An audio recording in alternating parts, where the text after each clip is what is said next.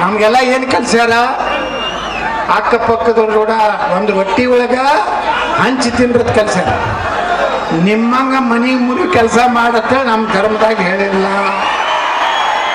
ಹಂಗಾದ್ರೆ ಈ ದೇಶನಾಗಿರ್ಬೇಕಾದ್ರೆ ನೀವು ಒಂದೇ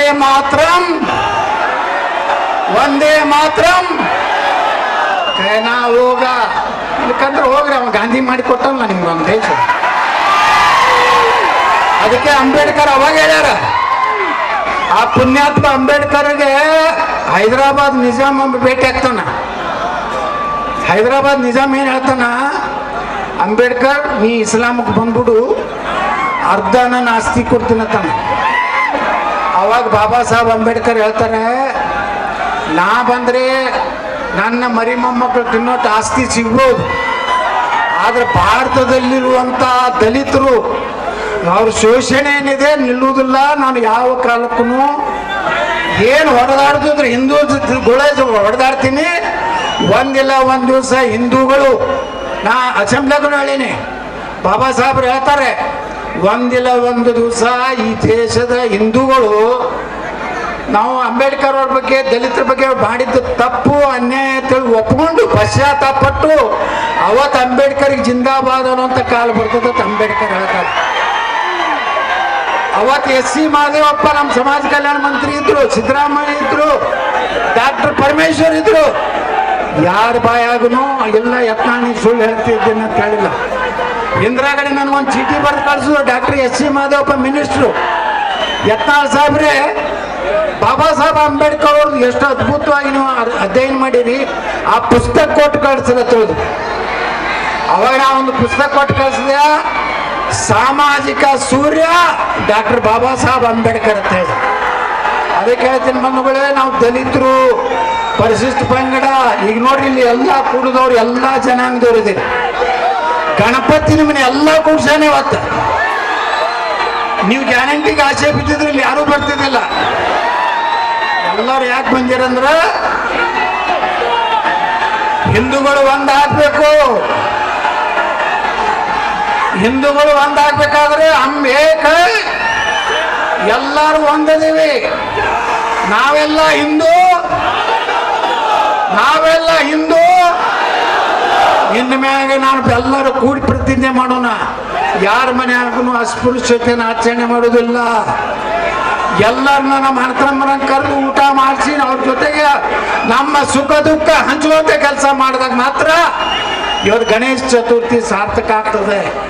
ಅದಕ್ಕೆ ಬಂಧುಗಳೇ, ಇವತ್ತೆಲ್ಲ ಇಷ್ಟು ಜನ ಸೇರಿರಲ್ಲ, ಕೆಲವೊಂದು ಮಂದಿಗೆ ಭಯಂಕರ ಕೆಸವಿಸಿ ಏನತ್ತಾರ, ಎಲ್ಲೋ ಗಣಪತಿ ಕೂಡ್ಸಿರ್ತಾರ, ಯತ್ನಾಳ್ ಹೋಗಿ ಅಲ್ಲಿ ಭಾಷಣ ಮಾಡಿದ್ರು ನಾನು.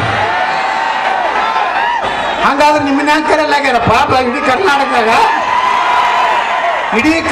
ನಮ್ಗೆ ಕರಿಲಾಕತ್ತಾರ ಅಂದ್ರೆ ಜನರಿಗೊಂದು ವಿಶ್ವಾಸ ಐತಿ. ಈ ಯತ್ನಾಳ್ ಏನ್ ಮಾತಾಡ್ತಾನೆ, ಮುಂದೆ ಮಾತಾಡ್ತಾನೆ, ಹಿಂದೆ ಬೆನ್ನಾಗ ಚಾಕು ಹಾಕೋದಿಲ್ಲ. ಕಟ್ಟರ್ ಹಿಂದೂ ಅದಲ್ಲ. ಕೆಲವೊಂದು ನನ್ನ ಮಕ್ಕಳು, ನಾನು ಜಮೀರ್ ಅಹ್ಮದ್ ಖಾನ್ ಫೋಟೋ ಹಾಕ್ಲಾಕತ್ತಾರೆ ಕೆಲವೊಂದು ಫೇಸ್ಬುಕ್ನಾಗ. ಜಮೀರ್ ಅಹ್ಮದ್ ಖಾನ್ಗ ನನಗ ಬಿಟ್ಟಿಂಗ್ ಯಾಕಾಯ್ತಂದ್ರೆ, ಜಮೀರ್ ಅಹ್ಮದ್ ಖಾನು ಒಂದು ರೂಲ್ಸ್ ಮಾಡಿದ್ದ ಮೈನಾರಿಟಿ ಇದ್ರಾಗ. ಏನಂದ್ರೆ ಮೈನಾರಿಟಿ ಫಂಡ್ ಏನು ಬರ್ತದಲ್ಲ, ಅದರಲ್ಲಿ 80% ಮುಸಲ್ಮಾನರಿಗೆ, 10% ಕ್ರಿಶ್ಚಿಯನ್ರಿಗೆ, ಇನ್ನು 10% ಜೈನರು, ಬೌದ್ಧರು, ಸಿಖ್ರು, ಪಾರ್ಸಿಗಳು. ನಾವು ವಿಧಾನಸಭೆದಾಗ ಗಲಾಟೆ ಮಾಡಿದೆ ಬೆಳಗಾವಿ ಅಧಿವೇಶನದಾಗ. ಯಾರು ಅಲ್ಪಸಂಖ್ಯಾತರಂದ್ರು ಒಂದೇ, ಅವರು ಕ್ರಿಶ್ಚಿಯನ್ ಇರಲಿ, ಮುಸಲ್ಮಾನ್ ಇರಲಿ, ಜೈನ್ ಇರಲಿ, ನಮ್ಮ ಪಾರ್ಸಿ ಇರಲಿ, ಬೌದ್ಧ ಇರಲಿ, ಯಾರ್ದು ಮೊದಲ ಅಪ್ಲಿಕೇಶನ್ ಬರ್ತದೆ ಅವ್ರಿಗೆ ನೀವು ಕೊಡ್ಬೇಕಂತ ಜಗಳ ಆದಾಗ ಜಮೀರ್ ಅಹ್ಮದ್ ಖಾನ್ ಎಲ್ಲ ಯತ್ನಾಳ್ ಸಾಹೇಬ್ರೆ ನನ್ನ ಚೇಂಬರ್ಗೆ ಬರ್ರಿ, ನಾ ಅದನ್ನು ಸರಿಪಡಿಸ್ತೀನಿ ಅಂದಾಗ ನಾ ಅವ್ರ ಚೇಂಬರ್ಗೆ ಹೋಗಿದ್ದೆ.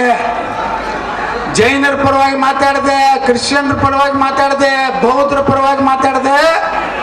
ಅವತ್ತೇ ಆ ಇದನ್ನ ಏನು ಸರ್ಕ್ಯುಲರ್ ತೆಗೆದಿಂದ ರದ್ದುಪಡಿಸಿದೆ. ಹಿಂಗಾಗಿ ನಾಯೇನು ಜಮೀರ್ ಅಹ್ಮದ್ ಖಾನ್ ಮನೆಗೆ ಹೋಗೇನು ಬಿರಿಯಾನಿ ತಿಂದೆಲ್ಲ, ಕರ್ನಾಟಕ ಸರ್ಕಾರದ ಚಾ ಕುಡ್ದೀನಿ. ಜಮೀರ್ ಅಹ್ಮದ್ ಖಾನು ಅದೇನು ಸೆಕ್ಷನ್ ಇತ್ತು ತಪ್ಪು ವಕಫ್ದಾಗ ನಾ ಹೆಂಗ್ ಮಾತಾಡೀನಿ ಬೆಂಗಳೂರು ವಿಧಾನಸೌಧದಾಗ. ಇವತ್ತು ನಮ್ಮ ಬಿ ವಿ ನಾಯಕರು, ಶಿವರಾಜ್ ಪಾಟೀಲ್ರು, ಬ್ಯಾಗವಾಡ ಬಸವನಗೌಡರು ಮತ್ತೆ ಯಾರು ಹೇಳಿದ್ರಿ ವಕಫ್ದಾಗ. ನಾವೆಲ್ಲ ಎಂತ ಹೋರಾಟ ಮಾಡಿದ್ವಿ ವಕಫ್. ಇಲ್ಲಿ ಬಂದಾಗ 4-5 ಸಾವಿರ ಮಂದಿ ಕೂಡಿದ್ರಿ. ಇವತ್ತ ನಾವು ವಕಫ್ದ ಹೋರಾಟ ಮಾಡಿದೀವಿ. ಎಷ್ಟು ಲಕ್ಷಾಂತರ ರೈತರ ಜಮೀನು ಉಳಿತಿಲ್ಲ ಇವತ್ತು. ಸುಪ್ರೀಂ ಕೋರ್ಟ್ ಸಹಿತ ಹೇಳೈತಿ ಕೇಂದ್ರ ಸರ್ಕಾರ ವಕಫ್ ಅಮೆಂಡ್ಮೆಂಟ್ ತರಲಿಕ್ಕೆ ಸಂಪೂರ್ಣ ಅಧಿಕಾರ ಇದೆ ಅಂತೇಳಿ. ಇವತ್ತು ವಕಫದಿಂದ ಎಷ್ಟೋ ರೈತರು ಜಮೀನು ಕಳ್ಕೊತಾ ಇದ್ರು. ಒಂದು ಊರಾಗ ರಾಯಚೂರು ಜಿಲ್ಲಾದಾಗ ನಮ್ಮ ಬಿ ವಿ ನಾಯಕರು ಹೇಳಿದ್ರು, ಒಂದು ವಾಲ್ಮೀಕಿ ಭವನ ವಕಫ್ ಆಗಿತ್ತು, ವಾಲ್ಮೀಕಿಗಳು ಬಿರ್ಸಿದ್ರ ಅಲ್ಲಿ ಹೋಗ್ಲಿಲ್ಲ, ಒದಿತಾರಂತೇಳಿ. ಹಿಂಗ ಎಷ್ಟು ರೈತರದು. ಇಲ್ಲಿ ರೈಲ್ವೆ ಇದ್ರಾಗ ಅಕ್ವಿಜೇಷನ್ ಆಗಿದ್ದು ಪರಿಹಾರ ಸಿಗ್ತಾ ಇಲ್ಲ, ಎಲ್ಲ ಒಕ್ಕಪತ್ ಬರ್ತಿದ್ರು.